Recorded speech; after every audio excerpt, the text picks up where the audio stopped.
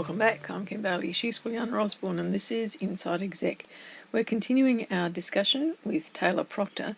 In this session, we're talking about an area that we don't often discuss, but we all need to manage, and that's about emotional management of yourself in terms of overwhelm when you are leading a team. So let's hear how Taylor manages herself. With all of this, obviously communication is your foundation for keeping this environment working so well.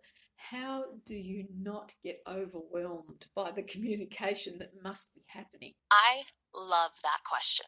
I really do, because that's the first time anyone's asked it to me, and that has been one of my biggest struggles over the last few months.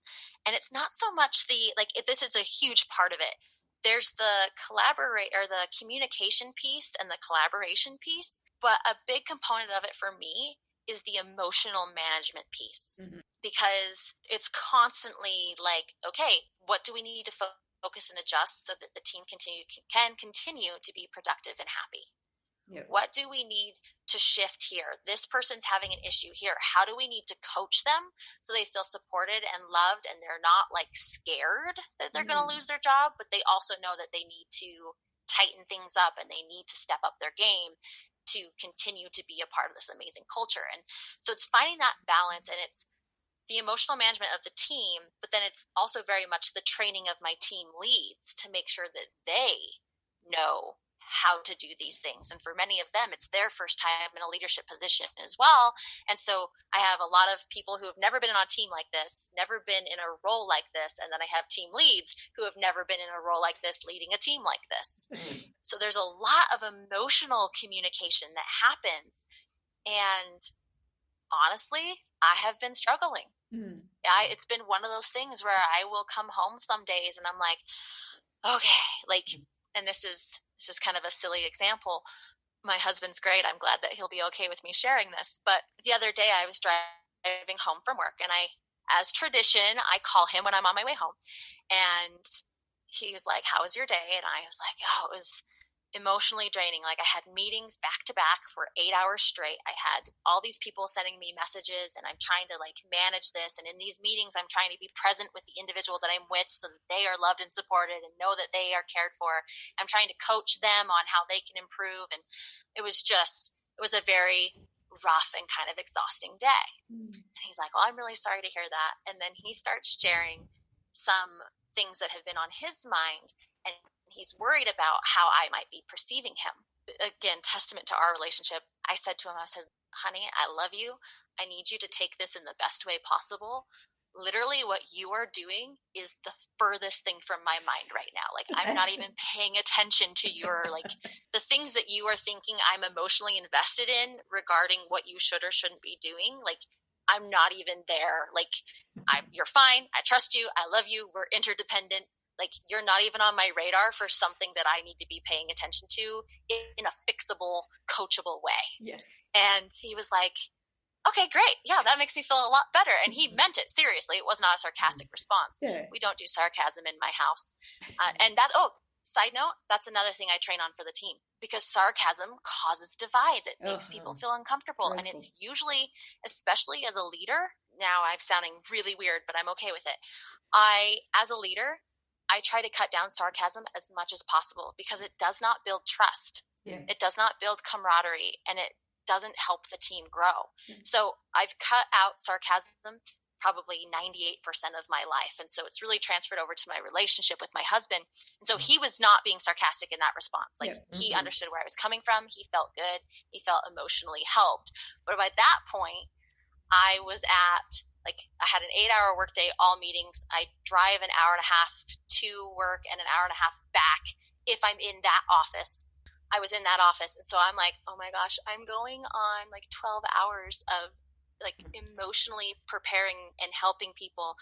And then my husband calls me and I'm like, okay, I can't even think about you right now.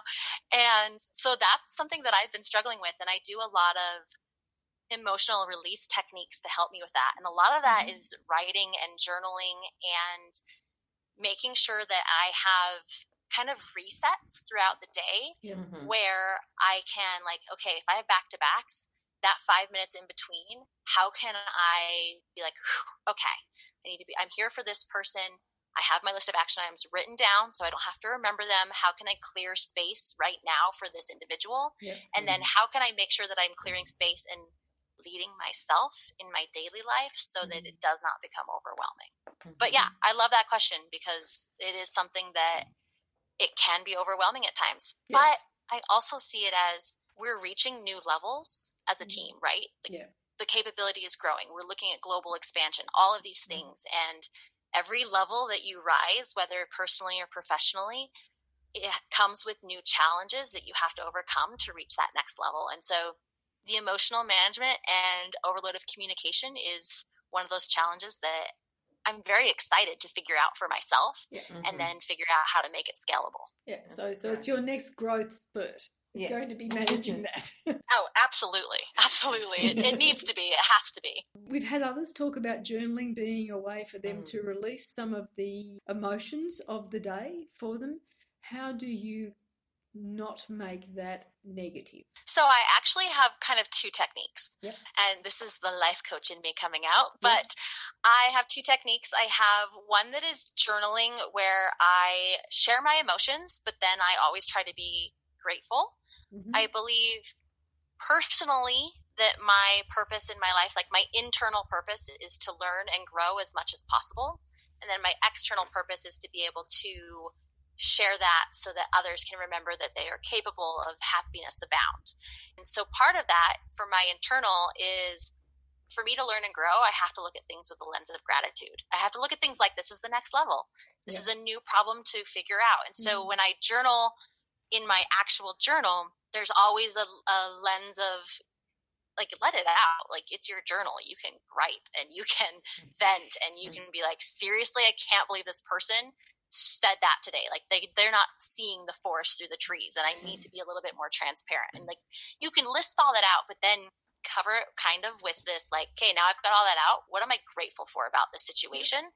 And doing that at the end can be extremely helpful.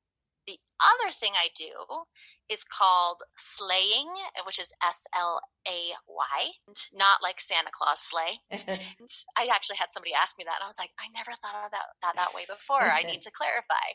For our audience, they wouldn't think of the snow sleigh because there's only one area in this country that has snow. So, so it's okay. We're with you. Slay, SLAY.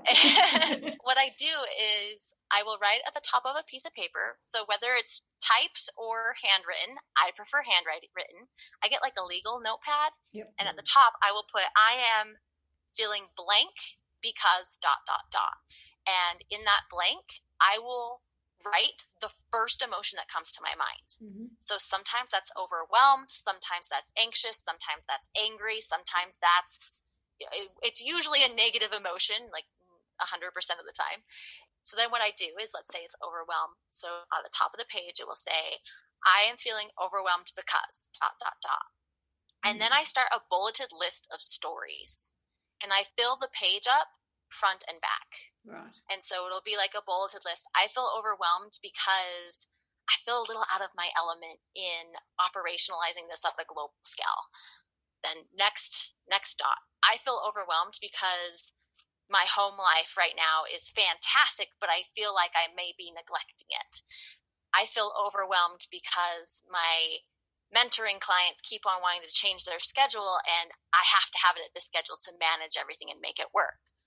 I feel overwhelmed because I'm doing a challenge, right? A mental toughness challenge for 75 days, and it's takes a lot out of me on top of everything. You know what I'm saying?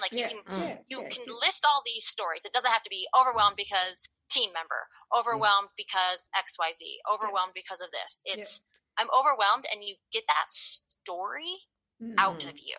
Yes. And when you do that, it's essentially the thing to remember is up. So up, out, up from you, out on paper, and then away. Yeah. And it allows you to release those negative emotions and really kind of loosen the weight on your shoulders about those emotions that you're feeling. So you write it out, you get it up, out, and away. And when you're done with that piece of paper, Do not let anyone else read it. Do not share it with anyone, and do not keep it.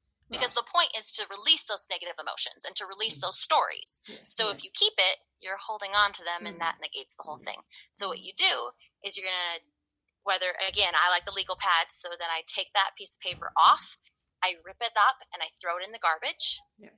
If it's printed, or if it's on the computer, then what you would do is print it and do the same thing, or do a full-on delete and like put that whole document into the trash in your drive, so that every time you do this, you would do a fresh document. You wouldn't pick that back up. Do you ever use journaling to look back on how much you achieved over the day or the week? Yes. And I said that kind of awkwardly because I don't necessarily look back for the day of the week. I have running to-do lists. And so that's usually like my end of the week. I'm like, oh yeah, I did a couple of things this week. But I do look back on journaling to see my perspective changes. Because if I look back at my journals when I was like 25 and I was angry and mean and bitter and a victim, and I look at my journal entries now, it's like an entirely different person. Really love seeing that growth. And that must give you some encouragement to continue on. It must be reinforcement that the path is right. Absolutely. That's great. We're almost at the end of our time. We do have a question that we like to ask of you that is not on your list, so it's a question without notice, and it is, if we were to have this conversation in 12 months' time, what would you like to look back on and be really pleased to have accomplished? Oh, I would like to be really pleased with setting up at least one, if not two, of the global operations of the team. And not just the operations and the structure and the bones, but I want to look back and be able to say that those team members are every bit as satisfied and pleased with their role and their position in the company. Wonderful. Now, is there anything that we haven't covered in the things that you thought might be useful for our listeners to hear? I would just say that understanding your vulnerability triggers. So for me, it was that body reaction that I could feel like my shoulders tighten up and my jaw clench, and kind of a weight in my stomach when someone would ask me a question I didn't know the answer to. And when I realized that I had a physical reaction, I could almost wait for that reaction to happen. And I changed that indicator to be strong because that's what it's trying to tell me. I changed that indicator to mean it's time to be vulnerable. And just like anybody else, I don't know what's right or wrong. I can't say this is the perfect or the correct way to do things, but it's what's worked for me. Yes. And so I would say, be aware of your vulnerability triggers, and then find what works for you, and the rest will all fall into place in a leadership position. And trust yourself. Trust your instincts. Absolutely. That's excellent. Thank you. It's really been a pleasure to hear you and to hear that journey and to be able to interact with you and ask the questions that we were interested in hearing about. So we do thank you very much for your time in what is obviously a massively busy day, every day for you. So thank you for joining us. And we look forward to being able to share with our listeners all of your links and details on our webpage. But for now, I'm Kim Bailey. She's Fulyana Osborne. We've been talking with Taylor Proctor, and this is Inside Exec.